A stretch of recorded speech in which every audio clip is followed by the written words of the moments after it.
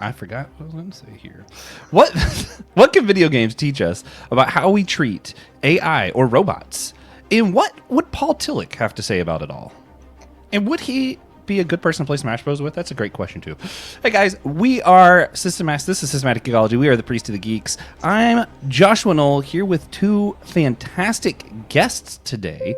We don't usually do just guest episodes, but I was like, man, I need to talk to Taylor Thomas more. It's really how it started, because like we did this panel at Beer Camp, and I was like, she's really cool. And then I got with her. We got some options. We put it on Discord. Let you guys vote for what we're going to talk about. And then I was like, wow, AI video game. We also got to bring back Ben Chica for this. You know, my favorite Tillich, well, two of my favorite Tillich experts. I'm like, I got two on here. So I'll be the guy rambling, and these will be the smart people talking. I'm joined with Taylor Thomas and Ben Chica. How's it going, guys? It's cold. Yeah, Taylor and I are in the same place, and it's like the wind chill of 10 outside or something like that. Oh, God. Yeah. Where are y'all at? Beautiful Boston. Ooh. Yeah, I was talking to my wife yesterday. I have a friend, Brandon Knight, who occasionally listens. So if he listens, shout out to Brandon. He lives up in the Chicago area. And I was talking about how he makes fun of me because it was like 40 degrees here the other day. And I'm like, I want to die. Like, I don't ever want to be out in this. And Brandon's always like, I can't wait for it to be warm enough to start snowing again. And I'm like, I haven't seen snow in years, and I'm miserable. I grew up in Florida, so 40 is just still bad, and it will always be bad. Here's my good I'm a wimp. Introductory anecdote for the podcasts. When I visited Claremont, California, before I decided I was going to go there for the PhD, my wife and I were walking around seeing the campus. It was like 70 degrees, but drizzling. I wouldn't even say it was raining. People were walking around in like winter parkas as if it was -20 and a blizzard. It was ridiculous. That sounds like me. Oh, sorry. Go on. No, you go ahead. Oh, no, I was just going to say I had a similar experience in Clearwater Beach, Florida. I went down there for spring break from Western North Carolina, and it was like 65 degrees. And everyone was like, I'm so sorry. It's so cold on your spring break. And I was like, it is 20 degrees in North Carolina. That is one thing where I don't feel like a true Floridian anymore, mostly because Florida's gone like crazy. And I'm like, I feel like y'all weren't this crazy when I was there. I was a kid, mind you, so like, I don't know. But I was like, I feel like it wasn't this bad. And then also now when I visit, I'll go to like Orlando or whatever, and it's like 70 because it's the winter. And I'm like, this is great. And everybody else is miserable. And I'm like, yeah, it's been a while. But anyway, I realized I skipped over the important stuff because I'm like, I just enjoy talking to these people. And I'm like, these are like in my mind, y'all are like my friends now because I like to like make myself believe things. And I skipped over the important bits of how like y'all are smart people, but y'all have like credentials for why you're smart people. Did y'all want to kind of like introduce yourselves a little bit better than I did? Go for it, Ben. Yeah. So I'm a senior lecturer of philosophy and religion at Curry College. In relation to today's topic, I'm the president of the North American Paul Tillich Society this year. Taylor was one of our fellows 3 years ago. I think it was just last year, like recent past, 2024. Yeah. No, you were mentoring a fellow last year. You were the 2023. Yeah. 2023. And I wrote a book about video games and Paul Tillich and theology called Playing as Others. So yeah, this is right in my wheelhouse, but it's right in Taylor's wheelhouse too. So. I got my PhD at Boston University. I currently lecture in philosophy at Boston College. Working on a book, trying to get that thing out. I don't. Publishers need to get back to me. Oh my God, so slow. But I write about ethics. I consider myself more of a philosopher than a theologian, really. But I think I have sort of an expertise in philosophy and religion alike. So that's me. I mean, I run my own podcast, Tillich Today. Yeah, I was gonna say we gotta make sure we plug Tillich Today. I do, especially that last episode. I can't remember who the guest was, but y'all were talking about how like a lot of high academia no longer wants to interact in like regular media like podcasts, and I was like, this is actually really interesting because like I don't live in the high academia world. I'm just like, this is fun to kind of hear as an outsider. I mean, I Yeah. I am an academic who sometimes gets high. Yeah, I mean that's fair. No, I feel like I'm the worst at introductions because I'm like I've talked to both of these people before. I know who they are. Y'all should just know who they are. Come on. But for those listening, Ben has been on an episode before last year when we were doing our religion and fandoms. He talked with us as we went over some of the God of War and Assassin's Creed games. And then at Theology Beer Camp, I was with both of these scholars as we discussed kind of Paul Tillich in video games. And I think we went over a lot of Ben's book. Taylor kind of helped me host because I was like, I don't know Paul Tillich well enough. And then she made me feel more comfortable. So You nailed it. You did great. thank you. But yeah, that was fun. I'm hoping we can have that conversation up on the podcast soon as well. So you might hear these voices multiple times within a short span of time, which would be great. And then it'll encourage you to go to Theology Beer Camp 2025. And I don't know where that is yet, but I'm just going to go ahead and start plugging it now. But 15 miles outside of LA, so not in LA. Oh, wait, they do have a place already? No, I'm joking because they said it was in Denver, and then it was like 20 miles away from Denver. Yeah. They meant you'll use the Denver airport. Yeah, possibly. you'll see Denver from in Yeah. the skyline. Yeah. Oh, man.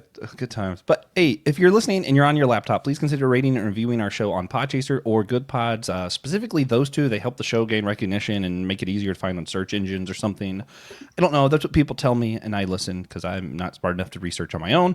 If you're on your phone, though, consider rating, reviewing, or commenting on Apple Podcasts or Spotify. Those are like the two biggest apps that people use for podcasts. So making those apps think we're important. Deceiving them helps us. So deceive them. Make them think we're important. And always, we got to thank one of our supporters. Annette Knoll helped sponsor our show. She's my aunt and possibly my favorite aunt. Don't tell anybody. I love you, Annette. If you guys also want your own shout out, though, you can donate as little as $3 a month on Apple Podcasts, Captivate, or Patreon, and we will shout you out as well. So if you like these little shout outs and you want it to be your name, that's how you do that. And now, all of the legwork out of the way, we could talk about AI and video games. Like the reason people are actually here, I suppose.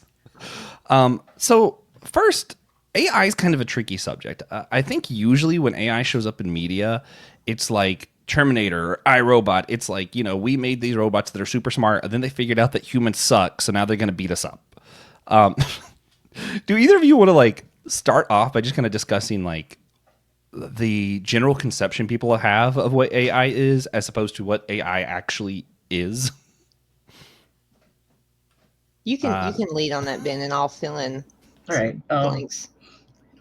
I mean, AI, Terminator would be like artificial general intelligence, which is the dream of Silicon Valley tech bro types, and we're nowhere near that yet. I don't even think theoretically the way they talk about AI, it's like the current state of AI is possible. Like it's a dream that's way off. But AI is just automation of some sort. Like the early pioneers of AI go back to building literal mechanical robots, and now we're having computers take over that role. But in a way, automatons, they're at state fairs and stuff, and they would look ridiculous nowadays. But I mean, automation itself is kind of what started off AI, and now we just use computers to do it. That makes AI a much more broader phenomenon. But even people that work in AI nowadays will remind you if you ask, AI is a broader phenomenon than like ChatGPT and machine learning and language models. So, I mean, that's my initial reminder of like what AI is. It's a lot more than you would think if you're just focused on the pie in the sky tech future. Yeah. Yeah, I would concur. It's basically, I mean, it's so broad as to be very difficult to even define what precisely constitutes AI in today's world. I mean, you can define it. It's just that it's so many different things. And it's not typically what people imagine it to be when they think AI, because when they think AI, they think of, Blade Runner. Blade Runner is not really AI, they're clones, but you know what I mean? A kind of technical replicant of a human being that has all the same functioning, but is, hardwire. right? Like Yeah, Data or from something like that. Yeah, Star Data from Trek. Star Trek, something like that. But it has been said we're not even close to that. We've kind of reached a point where we've answered whether the Turing test can judge AI. I don't know if you're familiar with the Turing test. Alan Mm-mm. Turing, who was one of the pioneers, basically said, we'll know we have AI when we cannot distinguish a conversation with the AI machine from a conversation with a human. Well, now we're reaching a point where, like, yeah, we can have trouble distinguishing between a chat GPT conversation and a human conversation, but that Mhm. still doesn't quite mean that we're getting towards that artificial general intelligence. Yeah. So Yeah. Yeah. I actually, I think for me, it was all just kind of like, I don't know. I think in my brain, I assumed it was all pre-programmed responses still, even when ChatGPT came on. Until I had, actually had a friend. I won't say his name because he's weird about that. But he had showed me. He plugged in, show me an episode of. So I do another podcast with TJ, the Whole Church podcast, and he said, show me an episode where Joshua and TJ on the Whole Church podcast talk about Batman, and it like wrote out a script, and I read that, and I was like, well, hot damn, that is exactly what both of us would probably say here. Up to the end where TJ's like, yeah, Josh, that's a bad opinion, and I'm like, that's yep, that's exactly how that conversation would have went. And I don't know, for me that spooked me. Is it still spooky to you guys, or is it only like us who don't really understand it that it's kind of spooky? I guess I would be more spooked if it didn't so routinely give me very shitty responses. And also, I mean, Yeah, it's that's just fair. it's very good at pattern recognition. You know what I mean? So and people Yeah. are, I mean, we follow specific patterns, speech patterns, patterns of ideas, but without an ability to interact with an external environment, it's limited to the data you feed it. So I am spooked by like advances in AI and what that could mean, especially when it comes to like the creation of original video, and like deep fakes and voice replication and stuff. But in terms of like whether Chat GPT is going to be able to replicate, me and my thought process and stuff, I'm feeling a bit better about it these days. Yeah. Yeah. I mean, I kind of tend to be stereotypical on both sides where I'm like, I get spooked by it, but I'm also absolutely the kind of person that's like, what do you mean I can do less things? Less things are great. I'm like Bender, that one episode of Futurama where he's like, wait, if I make clones of myself, we only have to do one half of a thing each. And I'm like, yeah, that's me. I am both sides of the problem. Ben, did you have anything else to add before we move on to Paul Tillich? I think that's another important part of the backdrop of this conversation. No, I'll just echo what Taylor said, which is it's a mixed bag right now. So for like every amazing trick or like, wow, AI is like here, you can get an absolutely garbage response from, say, a Yeah. large language model. I tell my students all the time, I know when you use AI to write, but I initially just grade it as if you wrote it, and I've never had AI write anything but F papers when students have tried to pass off AI as their own writing. And it really can't produce like if it was like a history paper and AI can just scrub the internet and spit out a bunch of dates and names and Mm-hmm. places, like it can write a decent history paper. But I had a student wanted to write in the philosophy and pop culture about um, drive-in theaters, and I was like, okay, that's pop culture, great, that's a topic you can choose. And then it was just a history of drive-in theaters, and there was like zero philosophy because the AI had a bad time coming up with like novel, creative Yeah. thoughts. They probably also gave it a really bad prompt and thought they could get away with it, and they were super lazy. But yeah, AI can produce as much garbage as good stuff. Mm. Yeah, Yeah. it's really dependent on the person. I mean, if you're a good prompt engineer, I fancy myself a very good prompt engineer. So if you Yeah. can like engineer prompts, and if you already know something about the subject and you're a decent writer, yeah, you can use it to streamline certain processes. But if you just come at it with nothing, like with garbage in your head, you're probably going to get garbage in return because you don't know how to evaluate the information or make edits or make, new prompts. Yeah. Yeah. Well, to keep myself from just sounding like the foolish guy here who's talking to smart people, I also am starting my Master's of Legal Studies. And one of the things that I found really interesting was there's been a couple times where legit attorneys try to use like AI to like write out their argument. And like you read it over and I'm like, how did they not see that this is bad? Like it's so weird. It's like, did they, I assume they just didn't read it. But then on the other side of things, I run like 7 or 8 podcasts or something that I help like either edit or whatever, and we do our hosting. This is getting really meta, I guess, but we do our hosting through Captivate, and it offers an AI thing that's like a little bit extra that I tried once, and it's interesting. Like it will write where it's like, yeah, that would be a terrible show description. But also, it knows better like SEO stuff. So, like what people are searching on the internet. So, I'm able to do it and then just like keep the stuff that's, obviously targeting search engines and then reword the rest. And, you can make it work if you're working with it, I guess. So, yeah, good and bad of AI. There we go. We had that conversation. Let's talk about Paul Tillich, because I think that's the, we can't have this discussion about like symbols and art and video games and AI and not, especially with you two, and not talk about Paul Tillich. And, since I had to do so much reading about him last year because I was paranoid, I also feel obligated to talk more about him. So let's talk Paul Tillich. Taylor, since I invited you on originally, do you want to start? And you have the podcast, Tillich Today. Did you want to like start the conversation for those who don't know?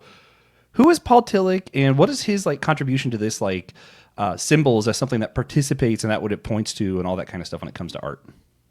Well, as you can see from the image, Paul Tillich wasn't just a leading intellectual. Paul Tillich was an absolute thirst trap. So let's just put that on the table. I got another one that I thought was like a really, really good too. I'm like, man, he was a handsome man. I mean, he got around. No, I mean, Paul Tillich and Ben, honestly, Ben probably does a better job of explaining this aspect of Tillich than I do, because I focus on Tillich's existentialism, and Ben is very much into Tillich's theology of culture. But Tillich very much goes out into the trenches of, kind of like mainstream culture and thinks about how theological symbols, theology broadly speaking, how it functions in contemporary society. So he says like, art, music, paintings, all of these things are cultural expressions. He even calls Picasso's Guernica, I think it's the most Protestant painting after 1800 or something like that is the quote, where he's talking about how, the references to violence and the absurdity of that violence captured in the painting say something about these depth dimensions of reality. So he thinks, culture and religion, culture and theology are pretty much inseparable, and that culture says something about, our deepest existential yearnings. And in terms of like signs and symbols, he says, well, signs just point to kind of, like a stop sign says stop, a red light says stop, things like this. Symbols participate in their reality in a unique way. They point beyond themselves, right? So like the American flag, it is a flag that represents a nation, but what is the nation? The nation is a much larger concept that has, different symbols associated, that has a history associated with it, that has, ideals associated with it. And you can think the same thing about, say, the cross, or any number of religious symbols. So that's just kind of my like introduction, and then I'll let Ben pick up where I left off. So would it be appropriate then to just kind of like wrap my head around the analogy you used? I don't need the stop sign to stop. Like it's not helping me stop in any way, but if I want to be patriotic, the flag actually helps me be patriotic. Is that kind of how maybe you would write I would that? hope the stop sign helps you stop. It tells you to stop. It's just that the stop sign, like, I'm not going to go to the stop sign and worship the nature of stopping or something like that. Like, I'm not going to the concept of stopping. Like, it's literally, it just means stop. You know what I mean? Whereas, like, the flag, it might indicate that someone is an American, but it can also indicate a number of other things about that person or about the concept of the nation, right? Like, a nation itself is intangible. It's associated with all of these other things. Gotcha. Yeah, that makes sense. Ben. Signs are in some way arbitrary. So like we could all come to agree that putting bananas on poles is the sign to stop, and everybody's going to stop when you see a banana on a pole. I like this. You can't force symbols. So part of what he means by symbols participating in what they symbolize is that it happens organically. So you can't with art. So with him saying all of these non-religious paintings are actually the most religious paintings, he would say you can't come along and like take a picture of the Last Supper and be like, no, like find this religiously engaging. He's like, no, that's like boring. It's just a picture of 13 dudes. It doesn't really move my spirit, whereas this does. So he would say you that just happens. The symbol participates in what it symbolizes. So like with the flag, let's say after the 9/11 terrorist attacks, the flag kind of brought people together and there was kind of a moment of national unity, and the symbol of the flag participates in, oh, there are the stars on it, we all do actually feel together. Maybe during Vietnam, the flag no longer has that power, and you can't force patriotism and say, no, like support the war no matter what. But maybe burning a flag has some symbolic power of we need to like destroy this thing right now and let something else take its place because the nation is not what it should be right now. So the symbols like live and die organically, and you can't force an alternative on them. Yeah. So I got this is actually kind of ties it into video games, and this is still just helping my brain. So right now I'm wearing a shirt with an image on it, and I in my mind this image tells people one of three things: either people look at it, don't know what it is, and they're like, "Wow, that guy's a nerd," which I think is probably a vast majority of people who see it. I think some people see it and go, "Okay, he likes Kingdom Hearts," and like it ends there. But then I think there are the people who play Kingdom Hearts and engage it the way that I do, and they see this image, and they're like, oh wait, that's the image of the heartless and the image of the nobody, which is a heart without a body and then a body without a heart. And this is what it means to be a full developed person. And it actually has like a really deep philosophical meaning that we can engage with. So I think like, so for some people, it's a sign that I'm a nerd. And then I think for some people, maybe it's like a symbol of something more powerful than that we experience in the game. Is that a better way of saying that? Like how would I use this in this conversation? Because I feel like it's both a sign and a symbol depending on who's looking at my shirt. Sure, I'm okay with that. I think that your right. way of analyzing your shirt works. Okay, cool. So I think I'm starting to get the concept here. So Taylor, you also mentioned existentialism. I think both of these kind of have a part in the AI conversation, depending on what people mean by existentialism, because I feel like that word gets used a lot and people don't always know what it means. But when we're thinking about participating in art and it being symbol, like video games, you are quite literally participating in the art, like very literally. But when we get to like me and my brain, you guys know what I'm trying to say, I hope. We get to some of these ideas. I think some of like what AI awakens, or this kind of technology awakens in a lot of us, is this kind of realization of like a lot of stuff that we've mysticized and said that there's no way we can replicate it. We can replicate it, and it might make that kind of thinking a little bit more enticing for people. Do you think there's a way that kind of like relates to the conversation? Yeah, I mean, absolutely. The new kind of advent of contemporary AI technologies, I think, has awakened a sort of existential dread that had gone to bed just a little bit in a lot of different people, particularly when they're thinking about, what does it mean to be a human, and are humans as special as we think they are? I mean, these are classic questions that most AI movies interrogate on some level, with varying answers given to that question. So, I mean, it is leading to a new interest, I think, in some of these issues and concerns. But it's also, I think, one of the positive things that's coming from AI in some way, in my opinion, is that it's leading people to think, but what is the best life? Because that's an essential existential question: is what would it mean for me to build a life that is genuinely meaningful? And this is something that Tillich talks about as well. So it's not just about the despair or the angst, but about like filling up the content of my finite existence with something that's actually worth my finitude. And I think AI has led us to think more about that, and the society we're building, and whether we really want to live in that society. Like, does it look good to live in a world that's just dominated by some of these technologies? So I mean, that's my initial thought on that. Yeah. Yeah. I mean, before marrying the concepts, my brain right there even just goes to like with AI, I often think like, hey, most of our jobs could be obsolete if we wanted them to be at this point. But then what does it mean to like for us to have a society where we don't have to work? We would have to completely redo our concept of like money and trade and everything. So that brings up a lot of those kind of thoughts for me. But then also, like, even in video game world, like when you're thinking about like what's worth our finitude, you know, I'm like, there are those games that I play like Tetris or you know, Candy Crush. I've never really got too much into Candy Crush, but you have those games where you're like, I'm literally doing this and I don't know why. And it's like, is that actually worth my time? And then you have these games where like I get great meaning and joy out of it, and it's like, okay. So I feel like, you know, I'm both Andy. Maybe I'm rambling here. Ben, help me out. Well, I would hope that what I tell people is one thing AI does is I think you should get over the notion that our thinking is completely unlike AI, because like we can't fully explain ourselves all the time either. So like if an AI just comes up with a conclusion, but the nature of AI processing is it can't like report how it came to that conclusion, but it still did a thing. I mean, we do that a lot of times. Like, why did I do that? I don't know. I just did it. People with mental disorders quite literally are incapable of telling you how they came to the conclusions, and they act on like delusions. So is an AI deluded if it says it's self-conscious? I don't really care. It came to a conclusion. People do that a lot.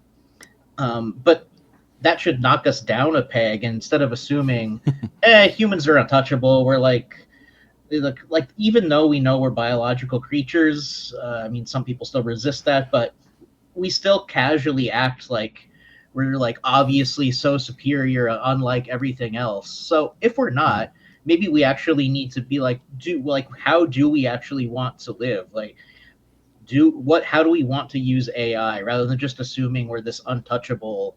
Like, we still act like the kind of modern philosophical period, disembodied consciousness. AI can kind of wake us up from that false impression of ourselves and get serious about, oh, maybe we shouldn't just do it because we can do it, and we should get deliberate about how we want to live. Yeah. Yeah. Ben Well, makes a really good point about, you know, we don't always know why we do the things we do. There's actually a ton of research in moral psychology about the fact that most of our moral judgments that we make, we arrive at after the fact. So like we make a decision and then we only in retrospect do we justify it. But we pretend that we reach that decision through logical reasoning as opposed to just, I felt this way, I made this decision, and I acted basically on impulse. So just an interesting point there. yeah, I mean that very research is what caused me to be paranoid enough that I literally have a notebook that I share. Well, I guess it's a digital notebook I share with my best friend. It's a list of, if this happens, here's how I think I should respond, so that we're able to like ahead of time do it, and then we look back and we're like, am I justifying or did I actually think this was a good idea? Yeah, I'm a paranoid person by nature. Last Kingdom Hearts rant, but like a lot of this also goes to what part of what I love about this game series. It probably got me into philosophy in the first place. Is you have this like concept throughout the games of like, are you still you without your heart? Are you still you without your body? And then even memories jump into this thing. Like, without your memories, are you just your memories? Are you more than that? And then at some point, there's actually Kingdom Hearts Recoded, where the digital version of Sora gets created and a heart develops in it. So like it has its own essence basically. And so that really directly addresses this like question of AI. And it's like, well, if this is such a thing as possible, that we're able to replicate ourselves perfectly, then whatever we mean by heart or soul or whatever, could it also be replicated digitally? And that's one where, you know, since we don't know the makeup of what makes us us, it's kind of hard to say no. But yeah, that's my Kingdom Hearts rant. We're gonna jump into, well, what do you guys know anything about like the history of AI in video games, like specifically how these two ideas kind of merge or where they interact with one another? I mean, I know it's a little bit been driven. It's got some same problematic connections that AI outside of video games has, which is a lot of military funding has been a part of AI. So a lot of military funding went into um, the Call of Duty games and the Battlefield games with like modeling the guns realistically. So they would get like paid by the military would like was interested in using them as recruiting tools in part. So they would help fund, say, artificial intelligence and like the use of weapons in war games. The very first video games came out of military technology. So Tennis for Two was originally played on, I forget the piece of technology, but some ancient military screen. They programmed a game on it. So there's the video games, military, AI, military, like Venn diagram, um, is what I know the most about. Yeah, that's interesting. And I know you've written before on some of that, and even how like Call of Duty and all of these really were kind of predominantly white male, and it wasn't until more recently that they kind of started showing inclusion. And we could get into a lot of the diversity conversations, which is also a big conversation with AI in general right now, because a lot of our models are, modeled after specific kinds of people and not other people groups. And how do we show who we're prioritizing through our technology is fascinating. But maybe a different topic. I don't know. Did you guys want to talk about that any, or do you want to just kind of focus back in on the AI stuff? I mean, I'll say this: if my war propaganda doesn't have a gay in it, I'm not doing it.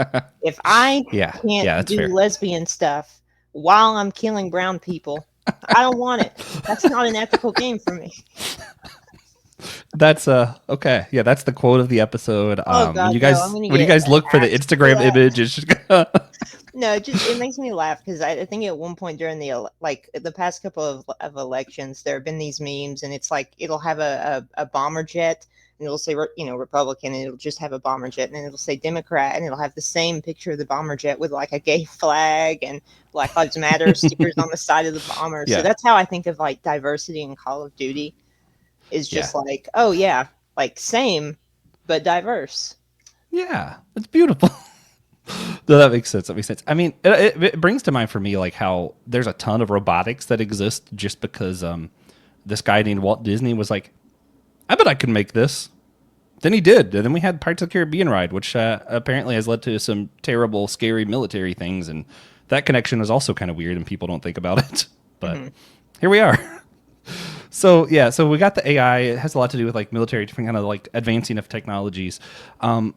Ben, I remember from your paper, and I was rereading a little bit earlier today. One of your papers, you sent me a few, but one of the ones that were actually about AI, because you've written about AI some. I know Taylor, you've recently spoke about AI in video games, and I want you guys to be able to kind of like do your own riff of like what you guys have been working on your own. But in your paper, Ben, you spoke about some of like the genuine interactions video games encourage us to make. And two of the examples that you had that I really thought were interesting was the games Gone Home and then Papers, Please. Did you want to unpack any of that for us, maybe? Yeah, well, the thing. So the exciting thing about AI, and I guess I'll connect this to your Kingdom Hearts rant. Um, Yes. it's the digital heart stuff. I often tell people, depending on who you are, and I've had some people. I speak at a lot of video game conventions, and I've had some players like confirm this to me. Like, depending on who you Yeah. are, that digital you, the online you, the in the video game you. So like, why not think about like an AI you is like more real than the real world you?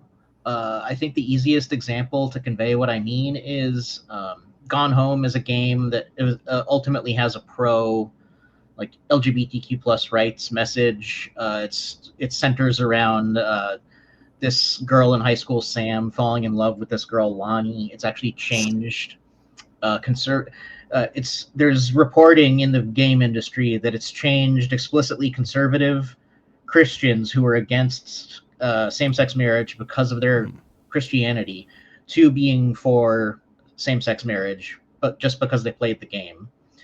But Interesting. on the other hand, imagine you're gay or lesbian and you're in parts of Africa, parts of the Middle East, where if you came out and were like caught, because that's a thing that you're not allowed to do, you get caught publicly out as gay or lesbian, you can be like put to death that same day, more or less on the spot. So like Mm. that virtual you is more you than you're allowed to be in your real life. And that's not just abstract philosophical, like, wow, isn't that weird to think about? No, that's like really important for people's lives, depending on the context that they're in. Yeah. Yeah. Taylor, do you have anything you want to add to that?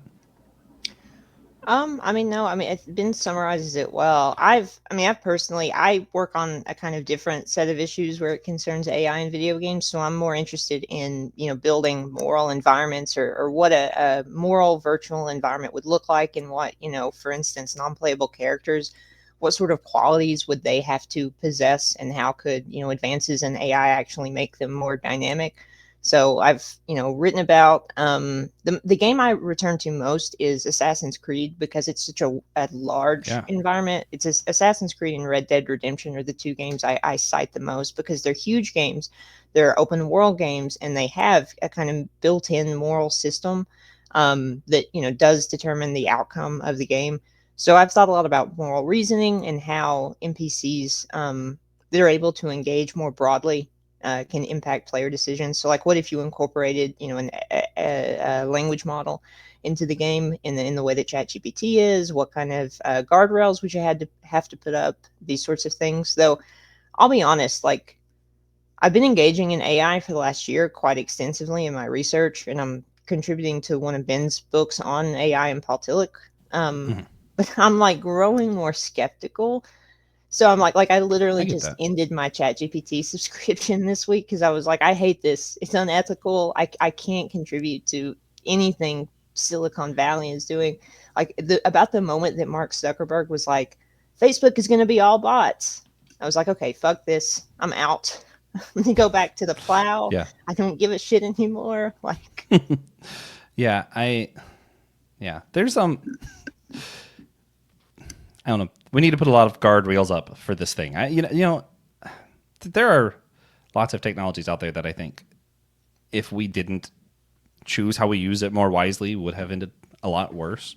Even going back to like fire, like whenever we discovered we could make a fire, that had to be terrifying. And I'm really glad that someone's like, hey, we should use it for these things and not these things. And obviously, it has been used for terrible things as well. But I mean, Tillich yeah, helps with this conversation though, because Tillich talks, and all existentialists do this, but Tillich talks a lot about, ambiguity in the world and even sort of the tension between, the holy and the demonic and things that lead to, more creative potential and self-fulfillment and things that lead to our destruction. And that, within every technology specifically, there's always an ambiguous quality. So like hmm every technology we've ever developed that's changed the world had the capacity to realistically like end the world or distort it in some way. So you can think about nuclear technology, you can think about, how the industrial revolution helped, humanity. It also led to like the most brutal wars we've ever seen in our history. yeah, Um, Even the synthesis of ammonia, right? Like lifted the carrying capacity of the world and then was used in the Holocaust in gas chambers, the same chemical yeah, process. So it's like AI is the same thing. yeah. Well, I oh, go just ahead, can Ben. I follow up on Taylor? Your ideas on AI and NPCs are really exciting to me, but it's interesting to hear you now, like reflecting on them and kind of simultaneously being over it, because like that's like in stuff that I've written so far, I kind of have to like cherry pick video games that have kind of been designed to deal with the social issue.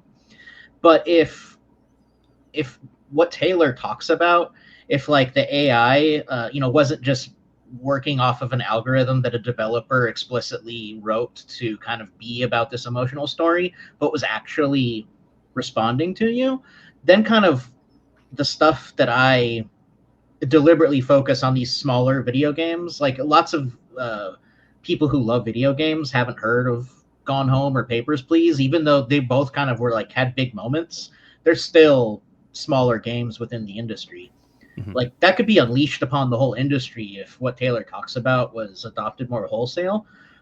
But like Taylor, you're also correct that the what's hidden when we just talk about AI is all of the real world costs. So the energy, like climate change, AI is going to make it worse. Not just that we have to use energy, but the materials that need to be extracted to make all of the graphics cards and chips is really damaging the Oh process yeah, of just getting it. And the people doing it are basically working in slave like conditions with next to no wages. So all of those human, environmental, like earth and extract like there's real extraction from things that it matter, and then they just show you the shiny AI. So I Yeah. mean, it's a problem, but ethics is complex and there's not easy answers. So like I'm simultaneously I like Taylor's ideas. How many game developers are actually gonna like would really get on board if they're not philosophers themselves? I don't know, but there is also that real world Yeah. real world Zero. too. Well, No, and if I can follow up on what Ben just said, like part of what did it for me is this fall. So I'm from a region of the world that Hurricane Helene just devastated. I mean, yeah. my hometown was one of the main towns. But what people don't know is that my hometown is a mining district, and it's not just coal, which is usually what we get out of Appalachia, but it's Yeah. some of the purest quartz and feldspar and mica in the world, like not just in North America, but in the world. So Wow. it's a top extraction site for all of the materials that go into some of these AI technologies, including like fiber optic cables and computer chips and stuff. And right after the flood, I kept seeing all these newspaper stories, and they would say something to the extent of like how this tiny backwater could impact the tech industry or some stupid Mhm. thing like that. And it was in the midst of this immense suffering, like people dying Yeah. because they got washed away in the flood. And especially living in Boston, which is, a big site for the tech industry now, and having connections to like Boston University Computer and Data Science Center and knowing all these people who think they're going to change the world with AI, and no one saying shit about, like the literal site where people are suffering and they're poor and they have Yeah. absolutely nothing because we've systematically stripped them of the agency in order to take their resources. I just at that point I was like, you know what? This is bad. Like very bad. Yeah. Yeah. I actually so I live and work in like the Charlotte area, but like the South Carolina side. So I was at work, and the day that the hurricane came through, and my boss gets a call. We're not able to open because the power's off, but we still have to be there to cut vegetables in case the power comes on, because that's humans are valuable. Anyway, my boss gets a call. It takes off, and it turns out her sister called her from the top of her house with her whole family and her kids' friends over because their house is going down a mountain, and she's trying to drive into a hurricane to find her sister. And then all I see on Facebook the rest of the day is pictures of, hey, that's not really Donald Trump. And I'm like, okay, but like right now, I could give two shits if that's really Donald Trump or not. Like this whole, was that AI generated image or not? I don't care right now. That's just me. The non-playable character thing, though, I'm gonna do a hard pivot out of this. It does remind me. So part of the advantage of being host is I get to pick my own examples, and it reminds me, and it ties in really well to the conversation I wanted to have around Shadow of Mordor. And I won't get too much into the content because I know you guys have either not played it or not played it much. However, some of the concept is one of the big things I was thinking of as I was reading Paul Tillich and some of this other stuff, that I was like, I need to ask them about this. And then I didn't get time on stage to ask you about this. So now I'm asking you now because I found an excuse. It's Taylor talked about. I'm gonna let you go at this first. So what happens in this game that I find interesting for this conversation? The non-playable characters, the bad guys, remember you. So your character comes back to life if they kill you, if you kill them, whatever, that kind of stuff. So they'll remember you, hold a grudge. If they beat you, they go up higher in ranks and they're bragging about it, and you can go get revenge and get extra points because they'll remember how you killed them, what happened, and then they learn your fighting style too. So they're able to fight you better, and they get harder and harder to beat the more you lose to them. So they kind of use this little bit of AI in this game, and this is not a new game at this point. So for me, like what everybody's freaking out at CGI, Chat GPT, sorry. I'm like, I fought this thing before. Like, hold up. I've already beat Chat GPT. But, I'm just playing mostly. But, like, for me, like, that's where my brain went. Is like, this taught me revenge. And, man, it was satisfying. Like, if I lost to the same thing, like, 4 times and it kept getting stronger, and it's like, yeah, I killed him 5 different times. Last time I ripped his head off and then laughed about it. And I'm like, well, I'm going to kill that fucker, Then when you do it, it's satisfying. But I don't know. Maybe that's like feeding some part of me that I shouldn't be feeding. So I think that's like, because a lot of the AIs, like we're talking about, does it teach us how to treat one another better? Can it teach us how to treat one another worse for things like this? Like, is it making me want vengeance? Is it like how do we talk about this side of the conversation? Yeah, I mean that's a really interesting point, and I think that's where I've come up at sort of a, I'm not really sure how I feel about it because I think it's important for us to engage in a variety of different experiences, even if those experiences aren't necessarily good. Like I can, like I don't know if you've ever played Cyberpunk 2077. I think that's the name of it. That game, I mean, it's not an example of what you're talking about specifically, but there are certain experiences in the game that like are kind of a draw to people because they're a little bit dirty and risque, and like you can go with prostitutes. But I remember when I was doing the thing in the game, it kind of had the reverse effect where I was like, oh, capitalism is bad. This is dehumanizing. This is terrible, which is what the game is essentially about, as most cyberpunk literature is about, kind of the dehumanizing effects of technology and capitalism. And I Right. imagine that like something like Shadow of Mordor, if done, differently, could have that same effect where like, yes, it causes you, or it, promotes a certain type of engagement, but then there's something built into it with these, NPCs or characters who can remember you, who can react to you, that sort Mhm. of follow your trends, your activities in the game. And even if you engage in these more, I guess, unethical, arguably, activities, they do lead to some sort of awareness, or there's something in Mhm. the game that can at least give you that insight. But I don't know. I mean, Ben might be better at answering this question because he's actually played the game, I think. I have. I think. I mean, I agree with a lot of what you said, Taylor. I think if it was done differently, but I'll start off by saying there is value. So piggybacking on a few things, there is value in different sorts of experiences, and even before video games, there was a theory called the catharsis hypothesis that playing at violence kind of gets out aggression in a fanciful setting rather than actually hurting somebody. So they were thinking like children in playgrounds, like playing violent games, and then they don't actually hurt each other, but it's play violence. Just think of like if you've had or just love dogs, dogs play fight each other, and they're not. If things go well, actually harming each other. Um, what often when there's some terrible news story about a school shooting and the country's once again not going to do anything about it, I will like load up Call of Duty, crank the bass, and just shoot with like thumping bass. And Yeah. I'm like recreating the thing that I want this country to like stop, but I'm getting out aggression rather than like yelling at somebody that I care about. So there's that aspect of it. Uh, this game in particular, it was the Nemesis system, is what it was called, but it was kind of rote. They actually copyrighted it. I believe Warner Brothers published the game, and they Mhm. copyrighted the system, but they never did anything with it other than in Shadow of Mordor and the sequel Shadow of War. But they never did it, used it in any other games.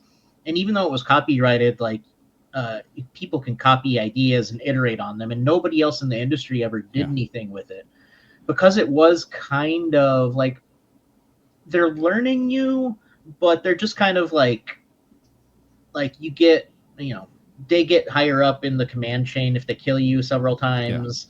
They remember that they beat you. If you kill them, somebody takes their place, and it just kind of happens again. So Yeah. it, there's like remembering there, but it's got an impersonal face, so it didn't really fully deliver on what it said. It's kind of just like it keeps tally on both sides of like who's killed who, and then in the game, like you can come back and get your revenge. Um, Mhm. but it wasn't as like truly interactive as they claimed. Like I'd be interested if there was like a not that this is going to happen with an orc in the context of or an uruk in the context of a Lord of the Rings game, but like could you forgive them? Probably not really a thing that could happen in that interaction, but Yeah. like instead of getting revenge, could you be like, you know what, I won't hurt you this time, let's get over this. Yeah. Yeah. Yeah, and That Ben's would be point interesting. reminds me of like a really important bit of information about video game research, which is that like, as much as people fearmonger about video games causing violence, there's no evidence that playing violent video games actually Mhm. like causes people to go do violence in the real world. But what there is evidence of is that certain video games, like the environment, can promote certain, or not promote, but exacerbate pre-existing attitudes. So I'm thinking about like Mhm. Call of Duty chat rooms, which are known as hotspots for kind of very far right indoctrination or radicalism in some Mhm. instances.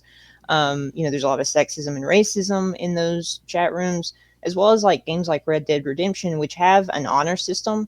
And so the violence that you commit against important NPCs, right? There's a difference between like primary NPCs and just like kind of random NPCs that pollute the environment. Like the violence you commit against important NPCs, that plays into your honor code. But the problem Mhm. is that like if you're just a random edgelord teenager going into a video game, you have the opportunity to tie up a suffragette and feed her to an alligator. So it's like those little things in the video games that are not like promoting certain attitudes, but that are allowing pre-existing attitudes that are problematic to kind of thrive unchecked, and communities can build up around them. Yeah, yeah. I do wonder, and this is just speculative, but I wonder how much like more impactful the community around a certain fandom is rather than the fandom itself. I think of like there's certain fandoms like you'll say like I don't like it because of the fandom, and like sometimes I'm like, yeah, that totally checks out. Like I know people who don't like Star Wars because of Star Wars fans, and I'm like, you know what? Yeah, I'm with you. I love Star Wars. I grew up with it, but like if I had a choice right now, I'd probably be with you. Supernatural. I love Supernatural. I don't love Supernatural fans for the most part. Like they way over sexualize it, and I'm like, I just kind of wanted to see them fight ghosts. Like that's all I'm here for. But yeah, all right. I'm gonna move on to another game because I'm again get to be the GM. The Ratchet and Clank series. One thing that I find really interesting that it does that could add to this conversation a little bit. I know we don't have too much more time, but in the game, you have robots like Clank, it's Ratchet and Clank, who are like part of the good guy team, so to speak. So like they each have their own personality. Like the AI is developed enough that everyone has their own personality and stuff. And yet one of the main bad guys, Dr. Nefarious, wants to turn everyone into robots because robots are superior. And some of it even has like a background of like how he was treated and how clearly organic life form is like shittier than robot life form. And like they're more efficient anyway, so we might as well just make everybody robots. So it's interesting because the game kind of turns it into like not just like an AI good bad question, but also kind of a racism kind of like storyline with it of like, are we being prejudiced against the robots or are they being prejudiced against organic life? And at the heartbeat of all of that is this: how are we actually treating the AI or the robots? And I know that's kind of something we've been talking a little bit about throughout all of this, but like does something about how we treat our robot friends or the AI or the robot bad guys like does something about how we treat them impact who we are? Or is like there's something about this concept of like what Christians talk about, the Imago Dei? Should we still have like whatever we mean by that doctrine? Should we still apply our attitudes towards AI and artificial life maybe? Do you want to take this first, Ben? So it made me immediately think of books that I'm reading right now for this project on AI and Paul Tillich that Taylor is contributing a chapter to. So this is from Amy Webb's book, The Big Nine. Uh, she's talking about like the 9 tech companies that kind of run all this stuff around the world. And I just finished reading this morning this list of questions that she wishes the AI folks were asking, but they're not. And it just made me think of these 2 questions that she asked in conjunction with the game. Um, is it okay to build AI that recognizes and responds to human emotion? Under what circumstances could an AI simulate and experience common human emotions? What about pain, loss, and loneliness? Are we okay causing that suffering? Like, if we actually achieve what we want with Mm-hmm. AI, would we be inflicting suffering and pain upon them if we're asking them to experience certain things about the world? I mean, these are questions about, again, in some way about what we want to be as people and do, less so about like, could we prove if an AI actually experienced pain? But like, what are we doing with the abilities that we have? Is what your question I think is really about, more so than could we prove Like if the robots in Ratchet and Clank experience racism, it's more a question about us and what we want to do than it is about the tech in a way. Yeah. Yeah. That makes sense. Yeah, I agree. There's a quote by, well, I think it's been rehashed by a lot of people, but I know it from Thomas Merton, actually, Oh. where he says our ideas about God say more about us than they do about God. And I think that's true with like how we, as Ben said, how we interact with AI. Like we're going to anthropomorphize, we're going to see agency in the world, and we're going to detect like human like qualities and Mhm. things that aren't quite human. That's just kind of what humans do. And so I see it more as a reflection of like how we treat other humans or how we think we ought to treat people when we see that agency or we engage with something that has at least the hint of some of that agency. You know, do we call ChatGPT a dumb bitch when it doesn't give us the answer, or do we say, okay, can you please do this, thank you so much for that answer? Like, you know, two different responses that can say something about how we typically treat humans who could actually feel suffering. Yeah. It's a, well, I don't want to get in trouble, so I'm trying to be careful here. Our dog knows the same command by two different words. And it's just really funny because you could tell, like, even how he reacts, like, he still does it, but he reacts differently. So the command is either move or excuse me. Right? And, like, I know in my head, this dog does not have the concept that, you know, excuse me is more polite. You know, like, he doesn't have that concept. And yet, he still, like, he'll get out of the way. But if it is excuse me, he might move a little bit slower than move. He's getting out of the way, you know. So just interesting. You know, you kind of see that kind of thing, and obviously dogs and AI are very different, but it's telling how these things being amorphized react to us because they were taught by us, by what we value and how we choose to interact with it. And I think that'll just become more and more telling as AI advances, probably. Well, just to go back to your Ratchet and Clank question, it's like if the game engenders a sense of fairness and justice in you about inequality and like racially, or it just makes you leave the game, you think about Mhm. other forms of inequality. It's like that's great, but it's Mhm. about you, not like, am I actually being racist to like robots in the game? If it makes you leave with those questions, that's more important than answering some like metaphysical question about the status of Clank or something like that. Yeah. The same thing happens when there's lots of good memes about oh, gamers are supposedly violent, and then it's like, well, I can't be mean to the NPC in like the quests. It's like, so that's the game impacting you. Like, are you Yeah. actually being mean to a set of algorithms? Probably not. But the more interesting is like you're reflecting on yourself, and you don't want to be mean to that character. Um, and all of this, sometimes I say, you got to play these games in good faith to have the sort of experiences that we've all been talking about. There are people that just play games to break them or make all of the most evil decisions possible. Yeah. Uh, they're going to leave with totally different experiences. But if you play in good faith, you're generally like, I can't do this mean thing to this character. That's because you're reflecting on the way you would actually act in the real world if this was a character. So it's an impact on you more so than a status about like ontologically what's going on and to the Yeah. video game digital characters. Yeah. Yeah. I know. Oh, sorry. I can. Can I add one point to what Ben was saying? Yes. Mine was mostly a joke. Oh, sorry. One of the like hangups in some of my research, I've been trying to figure out like, does the video game environment cause you to behave differently, or do you just impose what you already believe onto the gaming environment? And from everything I've been able to kind of discern, it's kind of half and half. Some people are influenced by their environment, and some people just kind of impose whatever they already believe on the world. So you can think about this in terms of like, why did these gamers choose to kill this non-playable character and other people chose to spare him or something like that. So I think that's also a problem when you're thinking about what video games can do for people, because for a lot of individuals they can be very important and enlightening and, you know, fundamentally reshape how they engage in the world. But that kind of has to do with like what your disposition as a person already is in some respects. Like I think it's incredibly hard for a video game to do the kind of work me and Ben hope that it will do for everybody, even if it does that for some people. Yeah. Yeah. So silly remark and then actual response.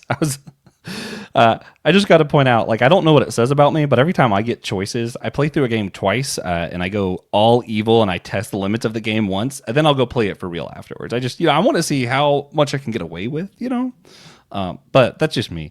I, on the more serious note of this stuff, though, like, I'm probably gonna get myself in trouble with this. I think the same thing's probably true of religion.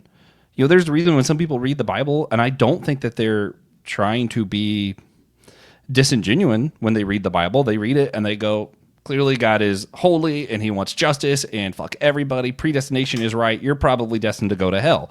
And then you have the same book, someone else will read and be like, wow, God is all loving. He's all about freedom. And it's like, I don't think either of those things aren't there. You know what I mean? Like, even if you're going outside the Bible to tradition, like, I don't think anything in the church alone will say that either of those are technically wrong.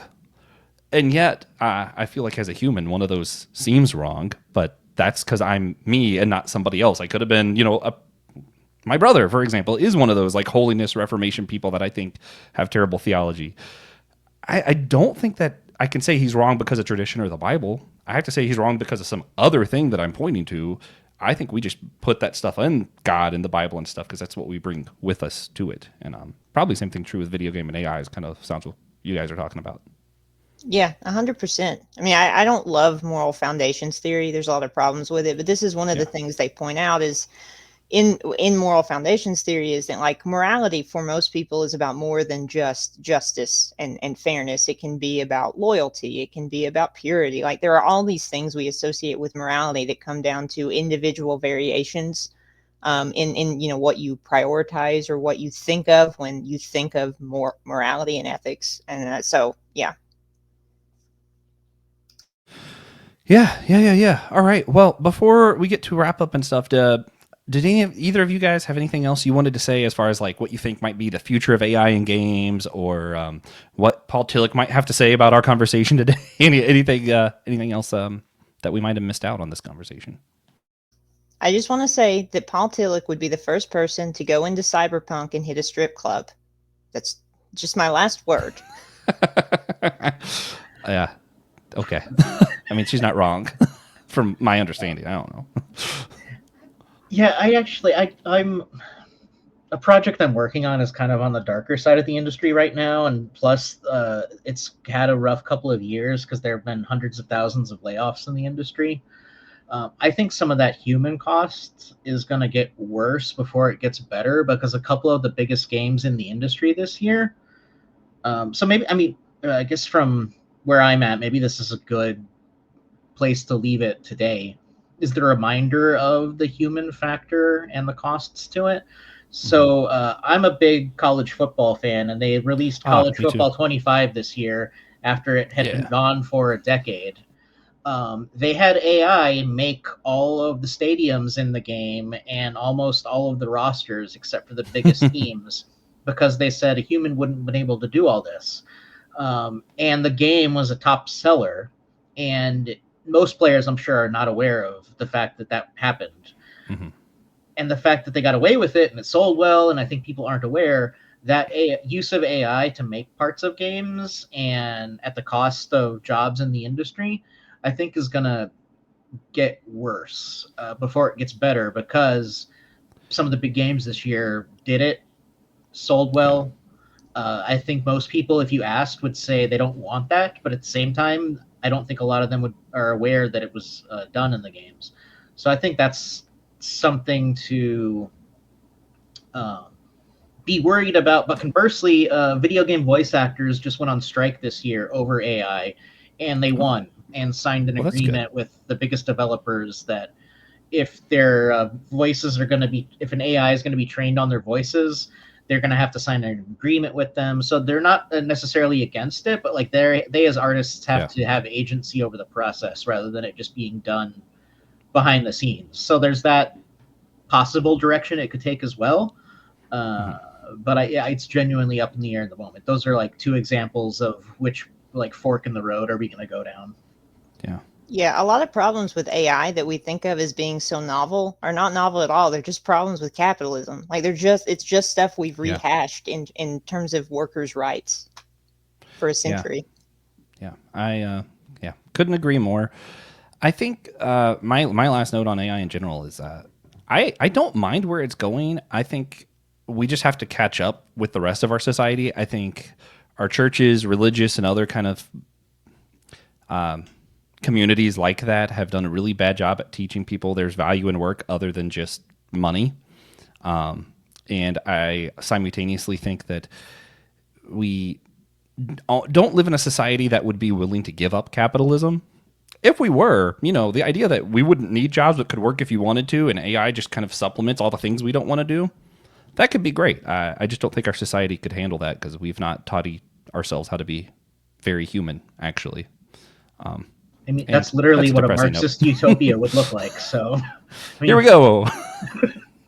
I mean, if maybe if some of the thought leaders, the big thought leaders who were doing all this shit would just get a clue about half of the stuff they think and talk about, that would be great. Looking at you, be you Jenga tower. God. Oh man. And with that really positive note, we're gonna jump into our wrap up today. Oh man. So I know, Ben, you have to leave here in a second. Taylor, could you stay behind a couple minutes after the show for a bonus question? If so, all right, great. Taylor and I are going to answer whether we would rather have the perfect AI companion or the perfect AI counter in our lives to challenge us. So if you guys want to know our answer to that, hang on after the show. Go to Patreon, something like that. For now, we're going to do recommendations. Usually I do something like geeky and fun. Today, I'm going to do something a little bit different. A more conservative theologian. I don't endorse everything, obviously. I kind of tend to border the line sometimes on where I'm at on multiple things. But Skye Jethani wrote a book a long time ago that I'm just now getting around to reading, The Divine Commodity. He's really criticizing the American or modern concept of capitalism. And since that's how our conversation went today, I feel like that might be a good book for people to pick up. It's interesting, to say the least. So I think people should maybe check it out if you're open to more conservative ideas that aren't, crazy. If conservative theology in general is scarring to you, avoid it. Because, some people have, I don't know, it's like spiritual PTSD. And I get it. Ben, did you have any recommendations for everybody today? So I'll stick on topic and say the human aspect of AI, that our conversation went in that direction. Kate Crawford's book, Atlas of AI, is the Atlas aspect is like a map of all of the things being extracted from actual human lives to create AI, and it's a pretty quick read. So I would recommend Kate Crawford's book, Atlas of AI, if the real environmental human costs of AI was interesting to folks. I might have to pick that one up. Taylor, any recommendations for those listening today? I'm going to say that people take a turn and say, don't read the books. Read Ben's recommendation. Read other recommendations, but go read Just Debt by Graeber. I mean, he's a political anarchist, but he talks a lot about how we kind of fucked up our society and the way that we structure it. And I think when we're talking about issues of AI, we're really talking about political issues, social issues, not so much issues with the technology. So I think if more people had that foundation in some of these books like Just Debt, that would be great. My community wouldn't be so poor. Man, that's a good one. Man, great recommendations today. This was fun. This was intellectually challenging, so I'm gonna have to think about this a little while after this. But guys, if you're on a laptop and you're listening, please check out, rate, review our show on Podchaser or Good Pods. Those two especially help with the search engine stuff for some reason. On your phone, Apple Podcasts, Spotify, that's the way. Rate, review, comment there. It helps the show a lot. Seriously, it helps more than you think. More than money, usually. But with that said, I do have to thank once more. Thank you again, Annette Knoll, for sponsoring our show. If you guys want your own shout out, again, $3 a month, Apple Podcasts, Patreon, or Captivate will do it. And we appreciate everybody who supports the show. We only do one shout out an episode, but we appreciate you all. You all rock. And remember, everybody, we are all a chosen people, a geekdom of priest.